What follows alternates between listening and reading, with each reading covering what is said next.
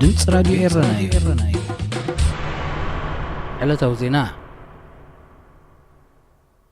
ሚኒስትር ውሽጣዊ ጉዳያት ኢጣልያ ነቶም ኤርትራውያን ዝርከብዎም ስደተኛታት ዝተፈላልያ ሃገራት ናብ ሃገሩ ከይኣትዉ ኣብ ባሕርን ከለዉ ብምኽልካሉ ክስ ቀሪቡሉ።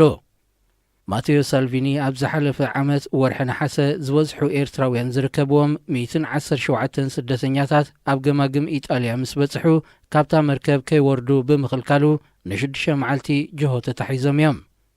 ሳልቪኒ እዚ ኣብ ኣግሪጀንቶ ቀሪቡሉ ዘሎ ክስ እንተቐጺሉ ክሳብ 15 ዓመት ማእሰርቲ ክፍረድ ከም ዝኽእል ይግለጽ።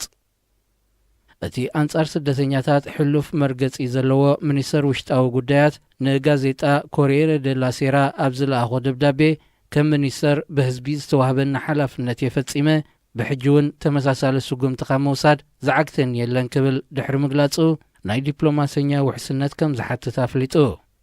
ብመሰረት ሕጊ ኢጣልያ ሚኒስትራት መንግስቲ ኣብ ስልጣን እንከለዉ ንዝፍጽምዎ ገበን ውሕስነት ክወሃቦም ናይ ምሕታት መሰል ኣለዎም። ቤት ፍርዲ ሲሲሊ እዚ ኣብ ልዕሊ ሚኒስትር ውሽጣዊ ጉዳያት ቀሪቡ ዘሎ ክሲ ክቕጽል ምዃኑ ዲፕሎማስያውያን ምንጭታት ይገልጹ እኳ እንተለዉ ሳልቪኒ አንጻር ስደተኛታት ዝወስዶ ስጉምቲ ክቕጽሎ ምዃኑ ንሰዓብቱ ብዝሃቦ ቃል ይገልጽ። ብመገዲ ሱዳን ናብ ኢትዮጵያ ዝኣቱ ዘሎ ዘይሕጋዊ ኣጽዋር ንመንግስቲ ኢትዮጵያ ኣዝዩ ኣሻቒልዎ ከም ዘሎ ካብቲ ሃገር ዝሰፈነዎ ዜና ኣረጋጊጹ። ሚኒስትሪ ጉዳያት ወጻኢ ኢትዮጵያ ንባይቶ ሃገሩ ብሰሉስ 29 ጥርብ ዝሃቦ መግለጺ መንግስቲ ሱዳን ዶባቱ ብግቡእ እንተዘይተቖጻጺሩ ዲፕሎማስያዊ ርክብ ክልቲአን ሃገራት ኣብ ሓደጋ ከም ዝወድቕ ኣፍሊጡ። ሚኒስትር ጉዳያት ወጻኢ ኢትዮጵያ ወርቅነህ ገበየሁ ኣብ መግለጺኡ ብዛዕባ እዚ ብዘይሕጋዊ መገዲ ናብ ሃገሩ ዝኣቱ ዘሎ ኣጽዋር ኣመልኪተን ክልቲአን ሃገራት ብደረጃ ላዕለዎት ወከልቲ መንግስቲ ተዘራሪበን ክነሰን መንግስቲ ሱዳን ክሳብ ሕጂ ዝኾነ ስጉምቲ ከም ዘይወሰደ ሓቢሩ።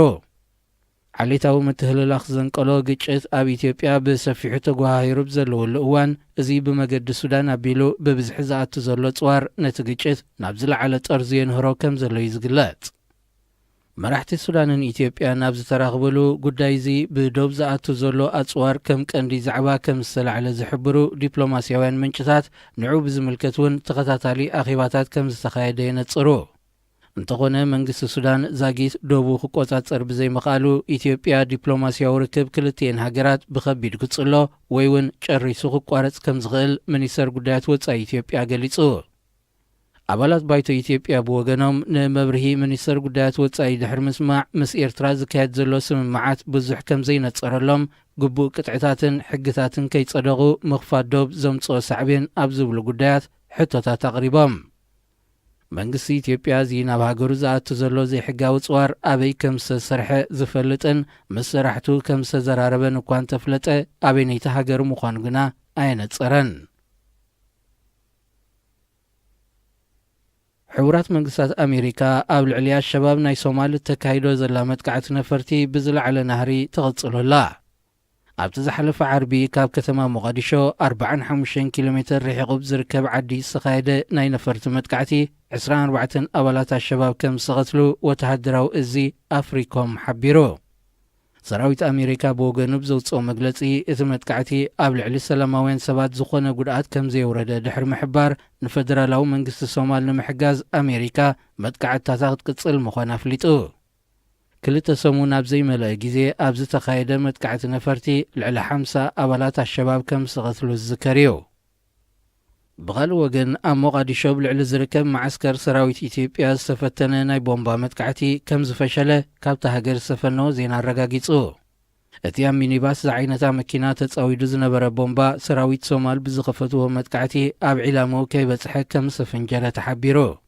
እንተኾነ ኣብቲ ከባቢ ኣብ ልዕሊ ዝነበሩ ሰላማውያን ሰባት ከቢድ ጉድኣት ከውርድ እንከሎ ብውሕዱ ህይወት ልዕሊ 10 ሰባት ከም ዝወሰደ ተገሊጹ። ክቡራት ሰማዕትና ናይ ሎሚ ዜና ኣብዚ ተዛዚሙሎ ስለ ምክትታልኩም ነመስግን። እዚ ድምፂ ራድዮ ኤረናይ